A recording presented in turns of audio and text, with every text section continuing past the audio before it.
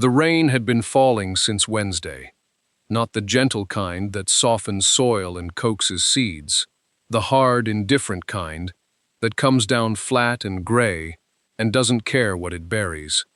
By Friday morning it had stopped, but the silence it left behind was worse than the sound. The kind of silence that makes a farmer walk outside before his coffee is finished, still pulling on his jacket, because he already knows what he's going to find. He came through the barn gate and walked the long way around, past the equipment shed with its leaning door, past the woodpile he'd been working through since November. The morning was pale and cool. A thin mist sat low over the property, and the grass along the fence line was plastered flat against the ground, like something had pressed it there with an enormous hand. He stopped at the edge of the low field. It was gone. Not flooded the way a puddle floods a gravel road. Gone, the way a field becomes something else entirely, when the water table rises, and the drainage ditches fill, and the lowest point of the land simply surrenders. Where there had been rows of prepared soil, measured and raked over 3 careful days in early April, there was now a shallow lake of standing water, perhaps 4 inches deep in the center, shading out toward a gray perimeter of thick, heavy mud. The kind of mud that pulls at your boots when you try to walk it. The kind that holds your weight for 1 step and then doesn't. He stood there a long time. The mist moved slowly above the water. A red-winged blackbird landed somewhere in the fence grass behind him and made its sharp, ascending call, and he didn't turn to look. He just studied the field the way a man studies a problem he's already been handed, not looking for a way to be surprised by it, only a way to be honest about it. This was the best planting ground on the property, the lowest, which meant the richest, which meant the most moisture in dry years. Every good season he'd had in the past decade had run through this field. Tomatoes here, peppers here, beans along the far edge where the soil stayed loose. It was the field his wife had always called the reliable one, before she passed. Nothing in it was plantable now. He had spent what remained of the farm's winter budget on seedlings from the county co-op, small starts in their plastic trays, sitting in the greenhouse he'd built from old window glass and 2x4s. They were waiting. The season had a hard edge to it. There was only so much time before late planting became no harvest at all. And the budget was gone. There was no money for lumber, no money for raised beds, no money to haul in gravel and solve this the way a man with resources might solve it. He pulled the jacket tighter across his chest and looked at the field. The water caught the early light and held it flat and still. He drove into town the way he always drove, slowly, following the county road where it dipped and curved past other men's fields, fields that had drained properly because they sat on higher ground or had been tiled years ago by men with money enough to do it right. The old pickup moved through the morning without hurry. There was no radio station that came in clean this far out, just static and occasional pieces of a farm report he already knew the shape of. He let the static play. It was company enough. The feed store sat at the edge of town, where the road widened, and a grain elevator cast its long shadow over the parking lot most of the morning. He pulled in, cut the engine, and sat a moment with his hands still on the wheel. The door needed a lift and a pull to open properly. He climbed down with the careful movement of a man whose knees had made their opinion about cold mornings known for 20 years. Inside, the store smelled of seed dust and bagged fertilizer, and something metallic underneath. A younger man stood behind the counter, maybe 30, with the look of someone who had grown up watching his father run the place, and had absorbed the position without the patience. He glanced up when the door opened, registered what he saw, and returned to his paper. The veteran walked the rear aisle first, reading prices off the lumber panels stacked against the wall. Cedar boards for raised beds, pre-cut kits in cardboard boxes, with photographs of clean suburban gardens on the front. He looked at the numbers with the steady attention of a man doing arithmetic he already suspected he wouldn't like. Then he walked to the counter. He asked about raised bed supplies, what the boards ran per foot, whether there was a cheaper grade, whether the store had anything second-hand or overstock. The clerk looked up from his paper and answered in the way a man answers when he has decided the conversation is not worth investing in. Prices were what they were. No second-hand. No discount on overstock, because there wasn't any. And then, almost as an addition, the way you might add something you've already decided the other person needs to hear. He said that the low field on the south end of the county road farms was always a problem. Everyone knew it. Some ground just wasn't worth fighting for. Better to let it sit the season out. Cut your losses. The smart money knew when to walk away. He didn't say the field was the veterans. He didn't need to. Word traveled in a county this size the way water traveled in a low field, quietly, and everywhere at once. The veteran nodded once. He thanked the man. He walked back out through the door that required the lift and the pull, climbed into the pickup with the same careful movement, and sat again with his hands on the wheel. Then he turned the truck around and drove home. He drove home the long way, not by intention, but by the kind of distraction that comes when a man is thinking past the road in front of him. He passed the low field on the south side. He did not stop. He looked at it the way you look at something that has already taken from you, and may take again, steadily, without flinching, but without any softness in the looking either. The standing water caught the late afternoon light and held it, flat and pale, like a mirror left face up in the mud. Then the road curved and the field passed behind him, and he drove the rest of the way in silence. He ate a small supper at the kitchen table and washed the dish and the cup and set them in the rack, the way he always did, the way a man does things when he has lived alone long enough that his habits have become a kind of company. After, he put on his jacket and walked out to the barn, because there were still a few hours of light left, and the barn had a way of settling him when nothing else would. The barn smelled of old hay and iron and dry wood, and the particular dusty warmth of a building that has stood a long time. He moved through it slowly, checking things the way he always checked things: latches, water lines, the feed bins, not because they needed checking every day, but because the motion of it was useful. His hands needed something to do when his mind was working. He found himself near the back corner, where the stacks were. He had kept them for years, the boots. A dozen pairs at least, maybe more, piled in an old wooden crate and stacked against the back wall of the barn, underneath a shelf of empty mason jars. Some of them were his own. Some had belonged to other men, left behind in ways he had never been able to fully explain to anyone, and had stopped trying to explain long ago. He had kept them the way he kept most things, because they still had shape, still had structure, still held together, and because throwing away something that had carried a man through hard ground felt like a wrong he was not willing to commit. He reached down and picked one up.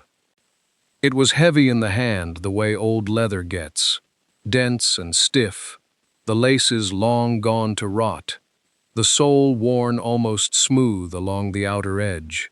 He turned it slowly in the lamplight, running his thumb along the crease where the upper met the welt. The leather had dried and cracked in a few places, but the walls were still thick, still solid, still holding their shape after all the years of sitting idle in the corner. He held it with both hands and looked at the open top. Something moved in the back of his mind. Not a thought yet, quieter than a thought. More like the first shift of weight before a man takes a step. He set the boot down on the workbench and stood looking at it a while longer. The thought came the way most good thoughts come to a man who has learned to wait on them, not all at once, but in pieces, over the slow hours of a night that had nothing pressing in it. He sat on the workbench stool until the lamp began to feel warm against his forearm, and by the time he rose and pulled the barn door shut behind him, he already knew what the morning would ask of him. He started at first light. The topsoil on the high ground behind the barn was good, dark and loose, built up over years by careful composting and the patient turning of old straw into the surface. He loaded it into buckets by hand, using the short-handled spade, because the long one pulled at his shoulder wrong on steep ground. 2 buckets at a time. He carried them down the slope toward the low field, walking the grassy edge where the ground stayed firm, stepping carefully where the path turned soft near the water. The boots he had carried out 1 armload at a time that morning, and lined along the ridge of mud that ran like a low spine through the middle of the flooded field, the one strip of ground that still sat just above the standing water. He had counted them as he set them out. 14 pairs, some his own, some left behind by men he had known and would not name carelessly. They sat in a line in the pale morning light, heavy and dark and patient-looking, as if they had been waiting for something useful to do. He filled each one slowly. He pressed the soil in with his fingers first, packing it gently against the inside walls, making sure it seeded down into the toe without leaving air pockets. Then he added more from the bucket, pressing and settling, checking the weight in his hand. The worn soles let a little moisture seep through at the thinnest points, which was not a problem. It was drainage, quiet and built in, the kind a man could not have designed better if he had tried. He noticed it and said nothing to no one, just worked it into his understanding of how the thing would go. The arranging took thought. He walked the ridge twice before he committed to a pattern. 2 rough rows running with the length of the field, the pairs set about 18 inches apart, angled slightly so they faced the morning light. He had planted enough things in his life to know that light mattered as much as water, and that a seedling turned the right way at the start would not have to fight later. The first day took him through 10 pairs. His knees ached by mid-afternoon, and he rested twice, sitting on the overturned bucket and watching the standing water catch the sun. He did not rush. The second day he finished the remaining 4 pairs and then walked the rows slowly from one end to the other, checking each boot the way a man checks work he intends to stand behind. The seedlings had been waiting in the barn since the previous afternoon, set in shallow trays he had lined with damp newspaper to keep the roots from drying out. Tomatoes, peppers, and beans, 3 kinds. Each started from seed in small pots on the barn windowsill, weeks before the rains came. He had tended them through the worst of the storm, moving the trays back from the sill when water blew through the gap in the frame, covering them at night with a square of old burlap. They were not remarkable seedlings by any measure. Thin-stemmed, pale green, some of them leaning toward the light with that slow urgency that young plants have when they know they need something more than what they are getting. But they were alive, and they had roots, and that was what mattered. He carried them out in the gray of early morning, before the heat built up, the trays balanced across both forearms, the way a man carries something worth not dropping. The field was still, and the standing water between the rows caught the sky and held it flat and silver. He set the trays on the bucket and stood a moment, looking at the 2 rows of boots running the length of the ridge, the soil in each one dark and packed down from the day before, the boot mouths open and waiting. He started at the near end of the first row and worked toward the far fence. Each seedling came out of its pot with a small root ball that fit neatly inside the cupped space he pressed into the boot soil with 2 fingers. He set the plant in, pinched the earth back around it slowly, and tamped it with 1 finger in a circular motion. Not hard, just firm enough to close any air pockets. He had done this kind of work so many times that his hands knew the pressure without being told. Too tight, and the roots would struggle. Too loose, and the plant would tip and dry at the crown. There was a middle place that the hands found through practice, and he worked in that middle place all morning. He did not hurry. The peppers went into the shorter boots, which held heat better and suited their preference for warmth.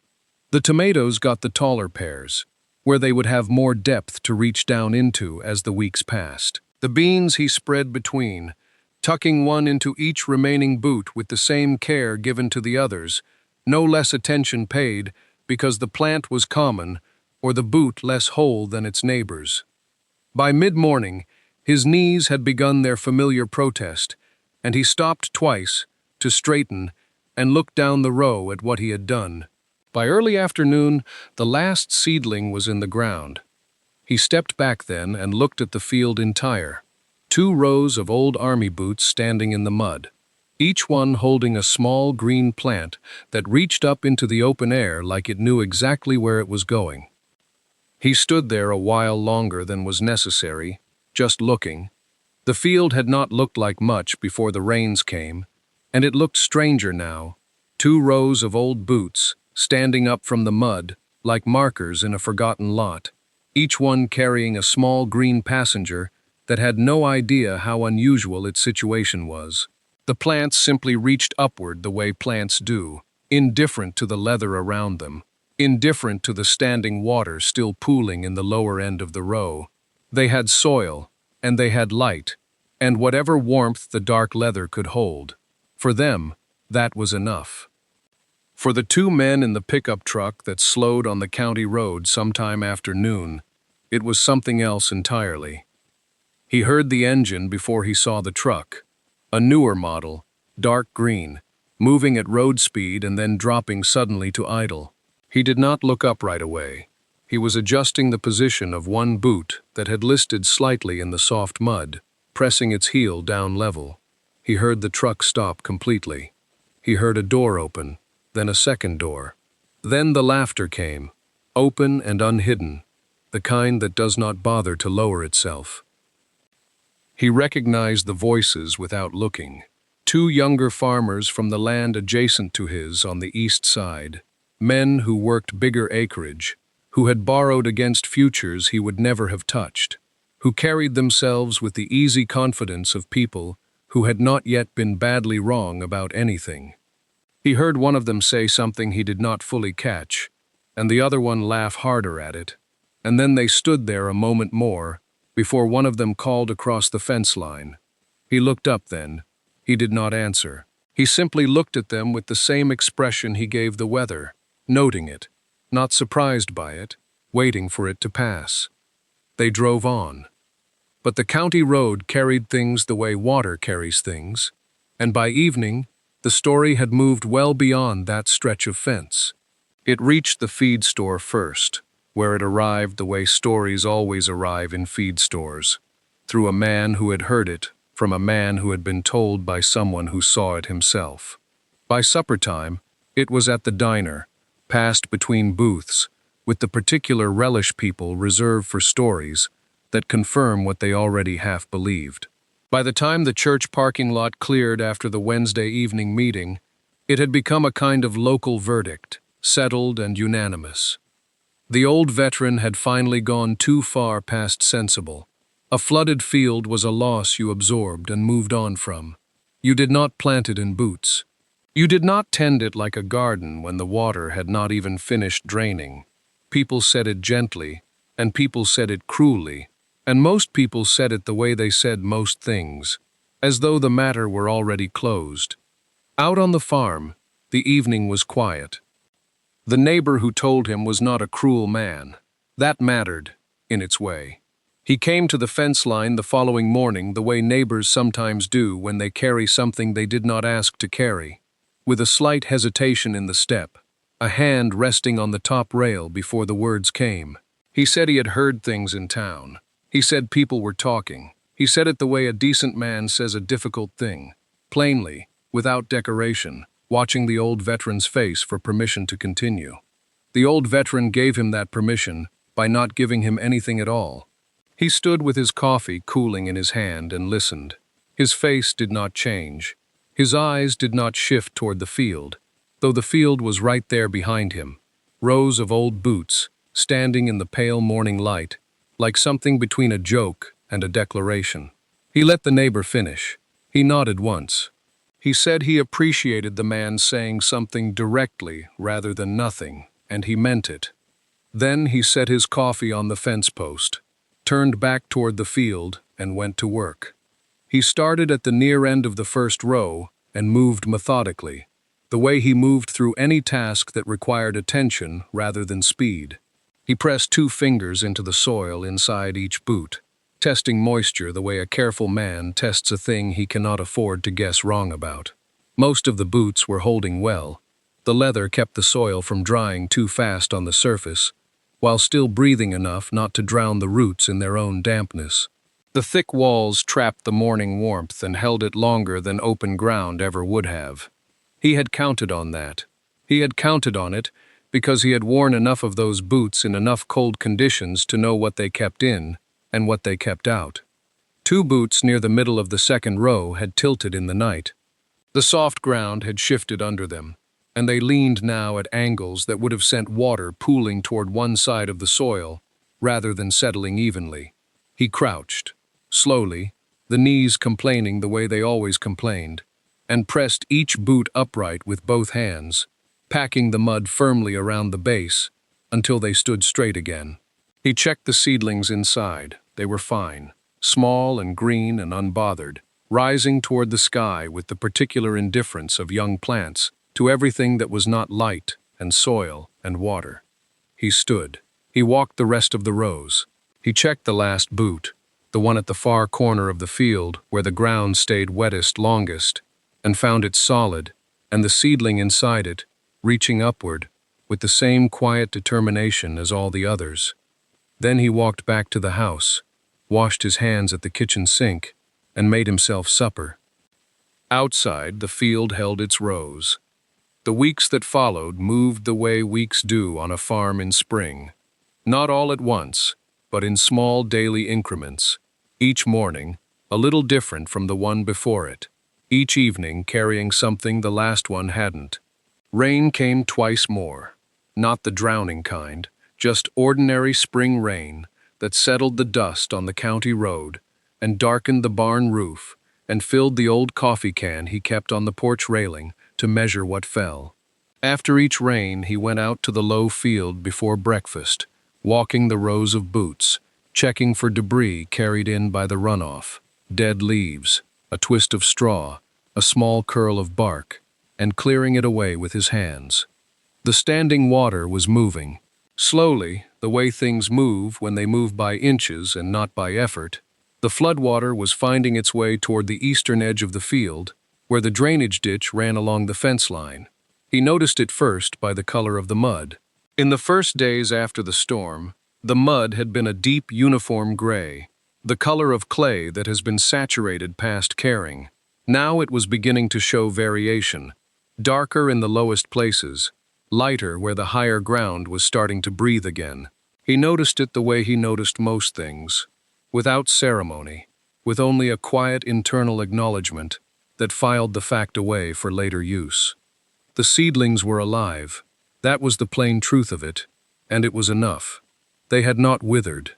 They had not drowned. They had not gone the pale yellow of plants that have given up.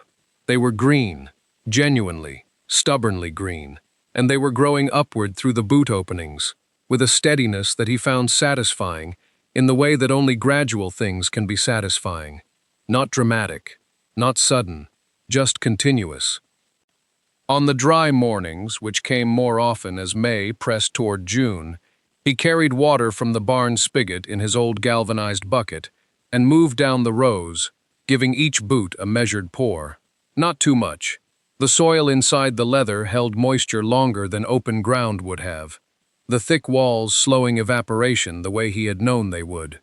He had to judge it carefully. Boots that sat in damp mud did not need what boots at the row's higher end needed, and he adjusted accordingly, learning the field's character the way he had learned every piece of this land over the years, by paying attention.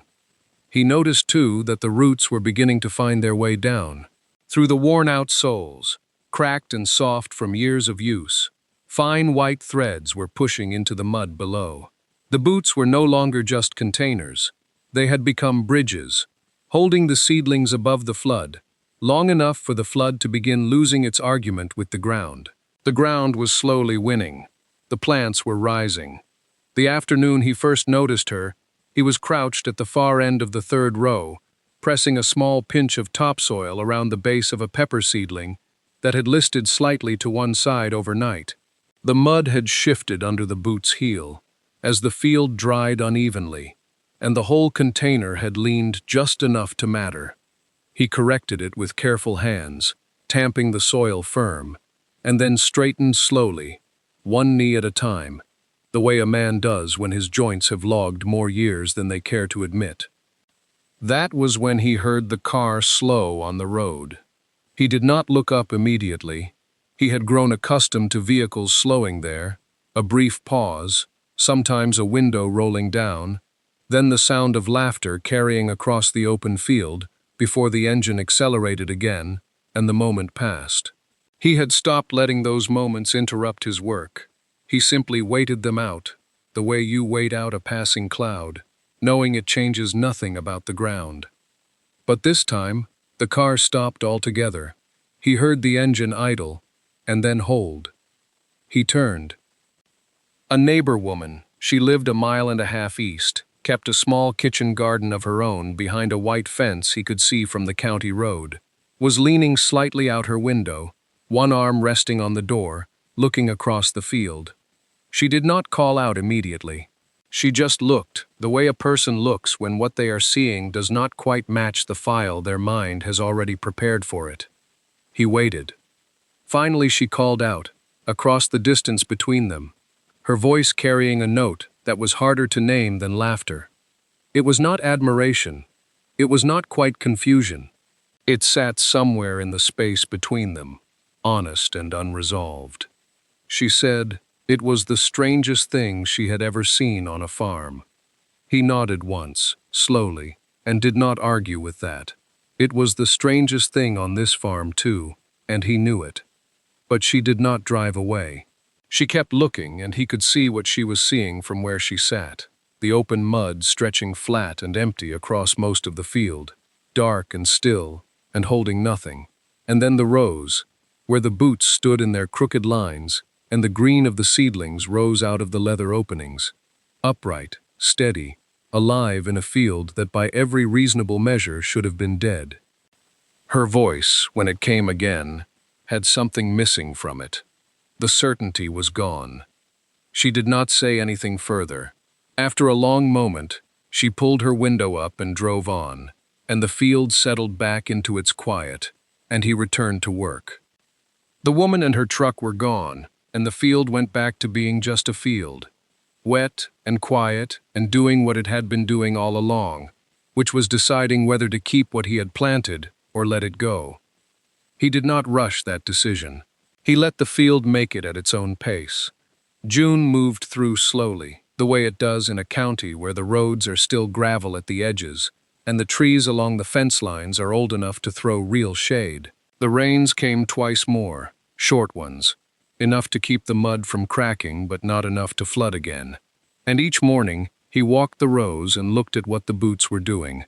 They were doing what he had believed they could. The leather held warmth. The soil inside stayed moist without drowning. The roots had nowhere to go but down, and down they went, through the packed topsoil he had carried boot by boot from the high ground, pressing through the drainage holes he had punched with a nail, finding their way into the field mud below. By the time July arrived, those roots were not living in the boots anymore. They were living in the earth. The boots had simply held the door open long enough for the plants to walk through it, and then the water was gone.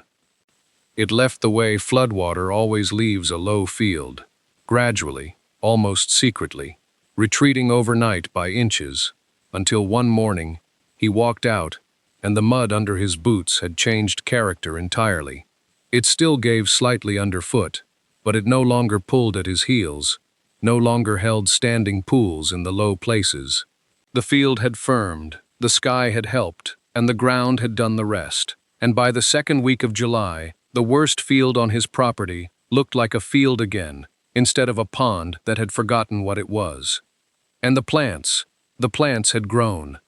He stood at the head of the first row and looked the length of it.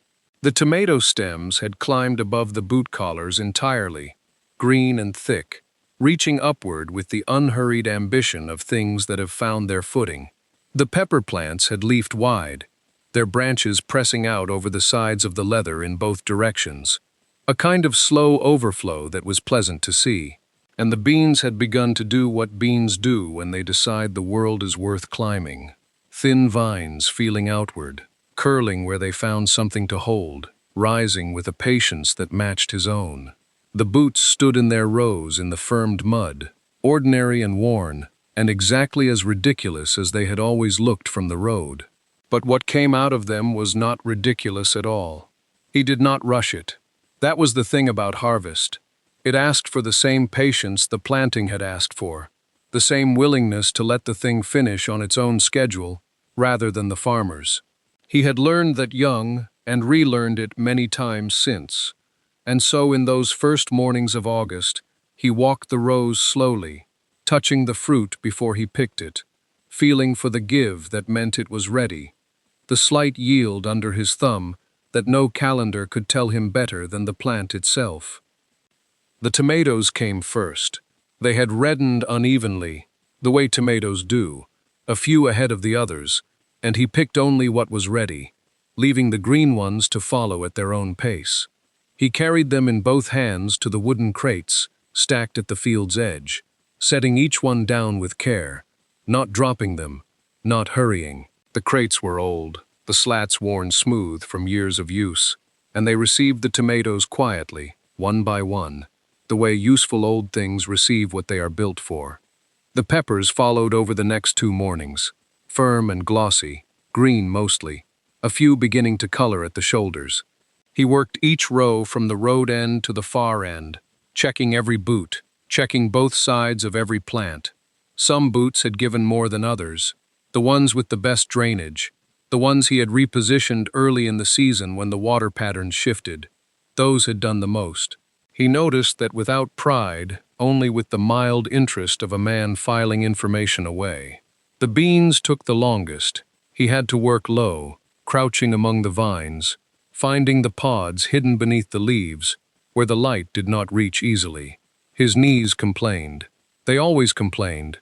He worked through it, shifting from one knee to the other when the pain sharpened, taking his time, and the beans came free in his hands with that clean, dry sound that meant they were right.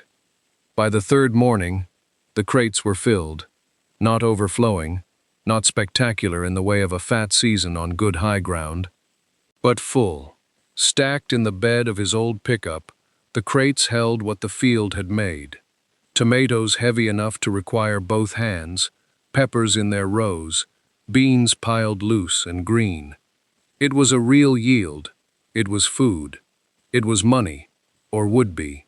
He stood at the tailgate and looked at what was there. Then he looked back at the field, the boots still in their rows, mud dark and leaning slightly in places. The plants still in them, still standing. He had loaded the fruit, but left the plants. There was still a little life left to give. He latched the tailgate and drove toward town. The county farm market ran out of the old Grange Hall parking lot on Saturday mornings, and by the time he pulled his pickup through the gravel entrance, the stalls were already busy.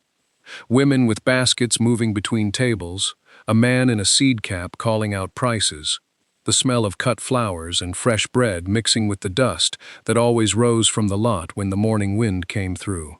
He backed the truck to his usual spot, set the brake, and climbed out slowly, letting his knees adjust before he walked. He was unloading the first crate when he heard them. The feed store clerk stood 2 stalls down, talking to one of the younger farmers, the one whose land ran along the western fence line. The other younger farmer, the one from the north road, was there too, leaning against a post with his arms crossed. They were in the middle of some conversation when they looked over.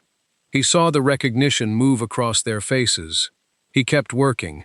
He did not look up to watch them understand. He did not need to. He could feel it the way a man feels a change in weather, the way the air in a room shifts before anyone speaks. They had seen the crates. They had seen the tomatoes stacked heavy and red, the peppers, the beans. They knew the farm. They knew the field. They had laughed at the boots in the mud, and now the boots had sent their fruit to market, and there was nothing to say about it that would not cost a man something. He set up his table, arranged the crates, and opened for business. People came. Hands reached. Money changed. He counted it the way he always did, quietly, folding the bills once and sliding them into his shirt pocket without ceremony. He did not look over at the three men. He did not need to give them anything more than what was already there in the crates. The field had spoken for itself. By mid-morning, the truck bed was empty. He loaded the unsold crates back in, said a word of thanks to the woman who ran the stall beside his, and pulled out of the lot. The drive home took him past the low field. He slowed without thinking about it and looked out the window. The boots were still there, mud dark, leaning slightly in their rows, patient as they had been all season, the spent plants still rising from them in the late summer light. He did not stop. He let himself look, and then he drove on. He parked at the barn, walked to the porch, and sat down. The evening came in slow across the fields, and the light went gold and then amber over everything he owned. The season was over. The field had held. The boots were still in the ground, and so was he.